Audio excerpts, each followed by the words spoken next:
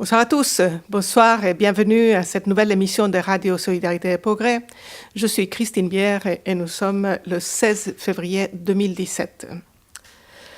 Commençons par ce véritable affrontement, ce hockey choral, ce qui se déroule actuellement au cœur même de l'État américain, entre d'un côté la faction empire des États-Unis avec ses néoconservateurs, avec ses services de renseignement, et leur volonté, c'est de poursuivre leur hostilité, leur guerre contre la Russie. Et de l'autre, un Donald Trump, ce qui, sans être un tendre, semble ne pas vouloir faire la guerre à tout le monde, mais plutôt se consacrer à l'urgente tâche de reconstruire les États-Unis. La queue de ce cyclone politique qui secoue les États-Unis frappe aussi la France. François Hollande, c'est le président qui a le plus inféodé, c'est la France aux États-Unis, a cru bon de faire participer notre pays à cette hystérie collective contre la Russie. Emmanuel Macron est venu ensuite, lui aussi, surfer sur cette vague porteuse en accusant les Russes de propager la rumeur, ce qui circulait en fait depuis des mois sur l'Internet. Et c'est du côté des médias du pouvoir, c'est presque comique. C'est le quotidien Le Monde s'est érigé en version moderne de l'Inquisition en créant des codex, un système pour permettre aux lecteurs de savoir qui sont les sites qui circulent des fake news, c'est-à-dire des fausses infos.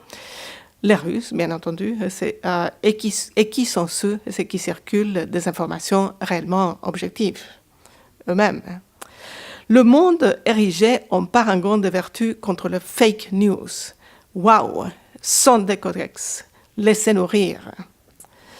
En effet, c'est Jacques Cheminade, ce qui subit depuis des années les attaques venimeuses de cette voix de l'Amérique en France, est le mieux placé pour démonter cette fraude.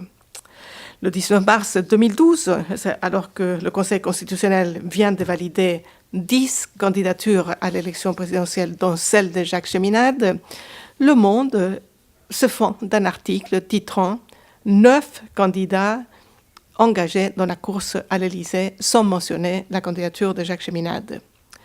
Par ailleurs, dans un numéro ultérieur, Le Monde a expliqué à ses lecteurs pourquoi il a décidé de bouder la campagne de Jacques Cheminade, ce qu'il a fait tout au long de la campagne. Car ils ont annoncé on ne comprend pas, on ne sait pas qui est Jacques Cheminade. Comble du fake news, le 21 mars, l'édition papier du Monde publie le même article accompagné des photos de 9 candidats. Et vous allez le voir à l'écran, c'est donc il y a un de nos amis qui s'est amusé à rajouter l'image de Jacques Cheminade où elle n'était pas. Revenons maintenant, cependant, aux États-Unis où se déroule cette guerre entre la faction empire américaine et Trump. Ce qu'on est en train de voir actuellement, c'est une vraie révolution des couleurs déployée contre Trump pour le chasser du pouvoir. Avec à sa tête Obama qui n'en finit pas de partir, comme dirait Poutine, les services de renseignement et aussi c'est le milliardaire George Soros, donc le créateur des révolutions des couleurs. Le 11 février dernier, Soros déclarait au journal The Guardian que, et je cite, « Poutine était une menace plus grande pour l'Europe que Daesh ». Selon Politico, le mouvement Indivisible Guide est le cœur même de cette révolution de couleurs qui déploie des manifestations au niveau national. Nombre de ses fondateurs sont des assistants parlementaires démocrates, ceux qui ont travaillé de près ou qui le font encore avec la Open Society Foundation de Soros. Ces équipes mobilisent les organisations MoveOn.org, c'est très proche de Clinton et d'Obama, la Marche des femmes, le Parti des familles qui travaillent, le Centre de justice urbaine, parmi d'autres organisations. Mais c'est contre les services de renseignement que le combat de Trump est frontal ces derniers jours.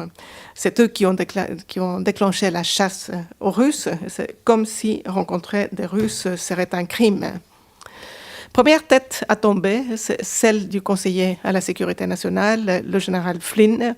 C'était un homme important, c'est le seul de son rang à avoir dénoncé le fait que Obama avait participé à la création de Daesh pour l'utiliser pour chasser Bachar el-Assad du pouvoir. Si les médias de l'establishment sont d'un cœur joie aux États-Unis contre Trump, ce sont pourtant surtout les médias britanniques qui sont les plus remontés, tout comme l'ensemble de l'establishment de ce pays, qui visiblement craint que Trump puisse remplacer la relation spéciale avec le Royaume-Uni avec une politique gagnante-gagnante, ouverte avec la Russie, la Chine et la plupart des pays du monde. Le 14 février, donc alors que Flynn était chassé, la BBC faisait tourner en boucle pas moins de six éditoriaux et news dans lesquels il laissait entendre que l'affaire Flynn allait révéler d'autres relations que Trump pouvait avoir avec la Russie. Pourquoi refuse-t-il de dire quoi que ce soit de mauvais à propos de Poutine, se demande-t-il. Pourquoi cet amour pour Poutine? Pour The Economist, et je cite, « L'infection est bien plus profonde et on serait quelque part au début d'une affaire qui deviendra de plus en plus grande. » Et un auteur de la London Review of Books a même évoqué le possible assassinat de Trump, répétant ce qu'un correspondant de la BBC à Washington avait déjà dit le 21 janvier dans le Spectator. Et je cite, « Trump sera-t-il assassiné, chassé par un coup ou simplement destitué ?» Trump, quant à lui, a gardé la tête froide, c'est comme le montrent ses nombreux tweets sur le ton. Je cite, « Le vrai scandale est que des informations classées secret défense, sont livrées par les services comme des caramels à la presse. Tout cela, a-t-il dit, est très un-American. » Bref, voilà en quelques mots ce qui est en train de se passer à Washington. Maintenant, la position de SCP, vous la connaissez. Nous ne soutenons pas ce bon nombre de politiques de Trump. La torture, pour laquelle il a eu un mot d'éloge, les murs, la guerre contre l'Iran et sa politique financière actuelle. Cependant, je crois que nous pouvons tous voir, à partir de combats qui se déroulent à Washington actuellement, que si Trump ne réussit pas à faire passer son agenda de dialogue avec la Russie et avec les autres, nous nous retrouverons une fois de plus au milieu d'une possible guerre mondiale. C'est pourquoi nous agissons pour contribuer à un monde où des relations pacifiées pourront s'établir non seulement avec la Russie, mais aussi avec les autres grands pays émergents. Sur cette question, il y a des percées importantes ces derniers temps qui laissent espérer qu'on pourrait être à la veille d'une nouvelle donne pour l'humanité, un monde où la paix par le développement remplacerait la loi de la guerre et le droit du plus fort. Particulièrement intéressante de ce point de vue-là a été la visite de 2 jours, du 10 au 12 février, c'est du président japonais Shinzo Abe aux États-Unis pour rencontrer Trump. Le président Abe a promis à Trump de venir à son aide et de reconstruire ses infrastructures avec des projets pour en créer 700 000 emplois et, par exemple, un certain nombre de trains à grande vitesse aux États-Unis. La veille, Trump s'avait fait part auprès de grands PDG, des grandes lignes d'aviation américaines, avait fait part de sa frustration de voir que, alors qu'en Chine et au Japon, il y a des chemins de fer rapides qui circulent partout, aux États-Unis, il n'y en a pas un seul. Il se plaint aussi que les aéroports américains et le contrôle aérien qui furent à une époque les plus modernes sont aujourd'hui en ruine. Très important, c'est un responsable de haut niveau de l'administration déclaré à la presse que Trump ne s'opposerait pas au dialogue particulièrement actif qui a lieu actuellement entre le Japon et la Russie étant l'un des principaux voisins du Japon, a-t-il dit, nous respectons ce dialogue. Le président japonais se rendra à Moscou 2 fois cette année pour rencontrer Poutine. Autre percée spectaculaire, celle des relations pacifiées entre Trump, les États-Unis et la Chine. Il y a eu d'abord une lettre de Trump à Xi Jinping, c'est pour le remercier de l'avoir félicité pour son élection et pour l'inviter à poursuivre des discussions constructives.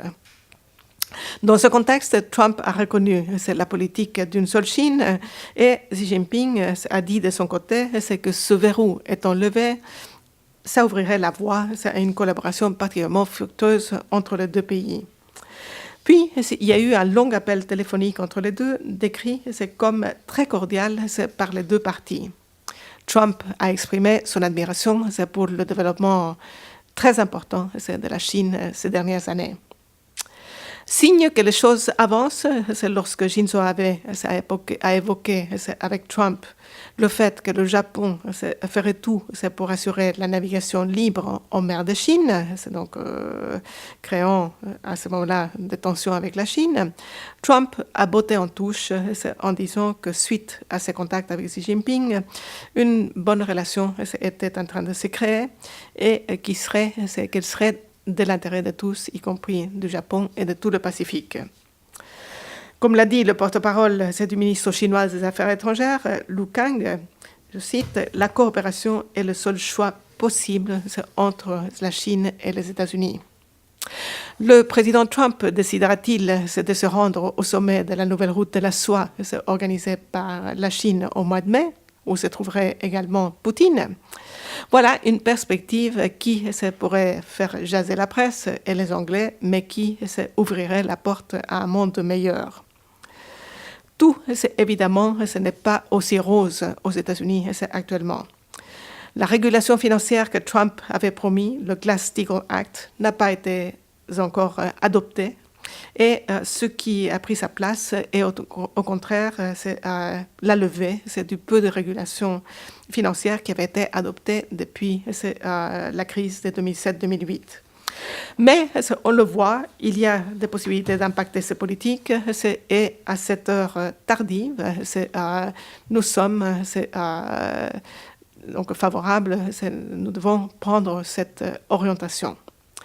Je vous rappelle enfin que nous sommes en campagne présidentielle et que cette vision d'un monde apaisé, d'un monde sans bloc, avec des relations gagnant-gagnant entre toutes les nations, basées sur le développement mutuel, c'est la vision développée par Jacques Cheminade et que vous pouvez tout faire pour l'aider à se faire connaître et donc avoir un bon score dans cette élection.